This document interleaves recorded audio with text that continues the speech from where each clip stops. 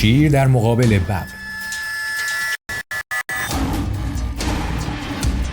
این احتمالاً افسانه‌ای ترین مبارزه تو قلمرو حیوان هاست و اینکه کدومشون قوی تره و برنده میشه احتمالاً قدیمی ترین سوال علاقمندهای حیات وحشه. هیچکس نمیتونه انکار کنه که شیر آفریقایی سلطان حیوان ها و یکی از قوی ترین گربه‌سان‌های دنیاست، چون براش اهمیتی نداره که حریفش چقدر بزرگ یا خطرناک باشه. وقتی گرسنه است زنگ خطر تو کل قلمروی اون به صدا در میاد. با این حال ببر هم چندان عقب نیست و اغلب بین مردم نه به عنوان پادشاه بلکه به عنوان امپراتور بیچون و چرا شناخته میشه. این دوتا شکارچی بزرگترین اعضای خانواده گربه‌سان‌ها هستند. هر دو قدرتمند، هر دو خیلی ترسناک. تو این ویدیو با بررسی دقیق و بر اساس مقالات علمی یه ببر و یه شیر نر بالغ رو با هم مقایسه کردیم. اما قبل از اینکه شروع کنیم لطفاً برای حمایت و بیشتر دیده شدن ویدیو اون رو لایک کنید و تو کامنت ها برام بنویسید که از نظر شما واقعاً کدومشون لایق عنوان قدرتمندترین هستن و بعد ادامه ویدیو رو ببینید.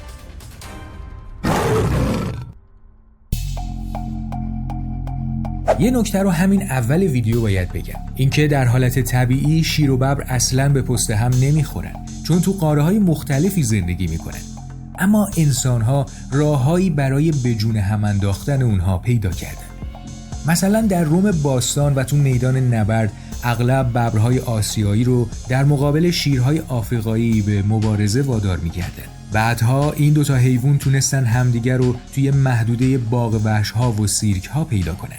چیزی که مشخصه اینه که از نظر ذاتی شیرها خیلی پرخاشگرتر از ببرها هستن. همونجور که اول ویدیو گفتم به خاطر اعتماد به نفسشون اونها تمایل بیشتری به درگیری دارن، پس میشه گفت معمولاً شروع کننده دعواها شیره. طبق مقالات علمی این رفتار تهاجمی شیر میتونه دلایلی داشته باشه. مثلا غرایز هورمونی سلطان جنگل میتونه دلیل این رفتار باشه و یا ترس از این که ببر بخواد قلمرو یا جفت اون یعنی شیر ماده رو تصاحب کنه. ولی ببرها معمولاً تمایلی به تصاحب جفت شیر ندارن. اما شیر نر این رو تشخیص نمیده و در هر لحظه آماده شروع نبرده. تو این شرایط ببر ترجیح میده عقب نشینی کنه و تا زمانی که ضرورت نداشته باشه وارد درگیری نشه.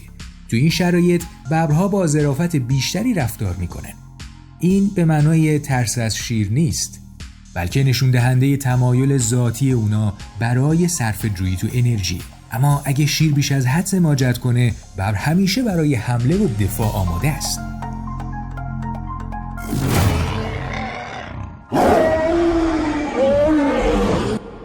حالا برای مقایسه اول باید به توانایی‌های فیزیکی شیر یه نگاهی بندازیم. حداکثر وزن یه شیر نر میتونه به 270 کیلوگرم برسه و طول بدن اون بدون در نظر گرفتن دم به 2.5 متر میرسه. ارتفاع شونه‌های اونها بیشتر از 1 متره. بدن شیر انعطاف پذیر و چابکه و ماهیچه‌های قوی توی قسمت گردن و پنجه‌های جلویی داره.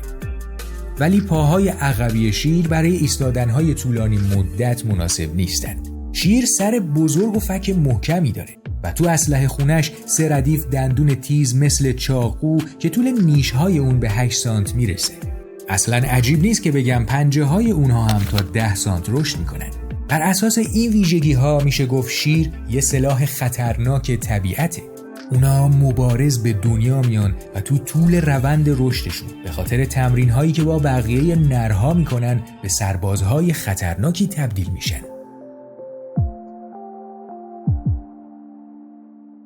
حالا اما بیایید یه نگاهی به ببر بندازیم. حداکثر وزن یه ببر نر میتونه به 350 کیلو برسه و طول بدن اون بدون دم بیشتر از 3 متره. اون شکارچی قدرتمند و چابکیه که خیلی راحت میتونه از روی یک مانعی به ارتفاع 3 متر بپره، حتی وقتی که طعمه رو به دندون گرفته. چنگال‌های تیز ببر هم میتونن تا 10 سانت رشد کنن و همینطور قدرت گاز گرفتن اونها خیلی زیاده.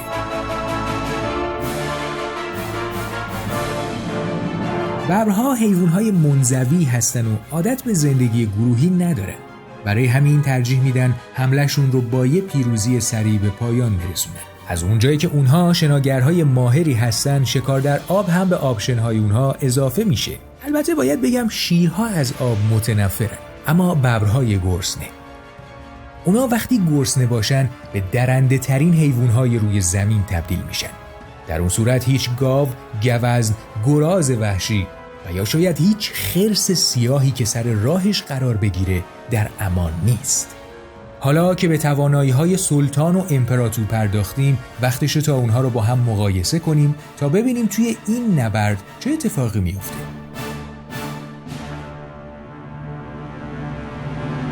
توی این مقایسه بلافاصله مشخص میشه که ببر 100 کیلو سنگین‌تر از شیره و طول بدن ببر نیم متر بیشتر از شیر. طول بدن بیشتر احتمالاً به اونها قدرت عضلات بیشتری هم میده. چنگال‌های اونا اما با هم برابره. البته باید اینو در نظر گرفت که یه ببر میتونه همزمان با 2 تا پنجه‌اش ضربه بزنه که خب این رو نسبت به شیر متفاوت میکنه. ولی قدرت گاز گرفتن ببر یه کمی بیشتره. اندازه مغز بزرگتر ببرها نشون میده که ممکنه ببرها از شیرها باهوشتر باشن. گذشته از اینها، ببرها کمر و پاهای عقبی قوی‌تری دارن. یه شیر فقط میتونه 2-3 ثانیه روی پاهای عقبش بایسته، اما یه ببر میتونه طولانی‌تر این کار رو انجام بده.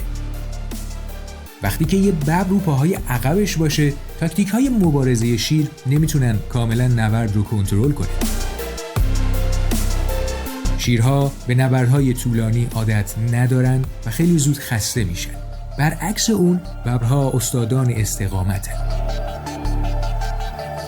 یه داستان باور نکردنی درباره ببر توی هند وجود داره. داستان در مورد ببر زخمیه که قبل از مردنش تونست قاتل خودش رو بکشه. ماجرا از این قرار بود که ببر توی مسیر خودش با یه شکارچی مسلح روبرو شد. شکارچی که روی یه سکو بالای یه فیل بزرگ نشسته بود، وقتی ببر رو دید، اسلحه رو به سمت اون نشونه گرفت و شلیک کرد.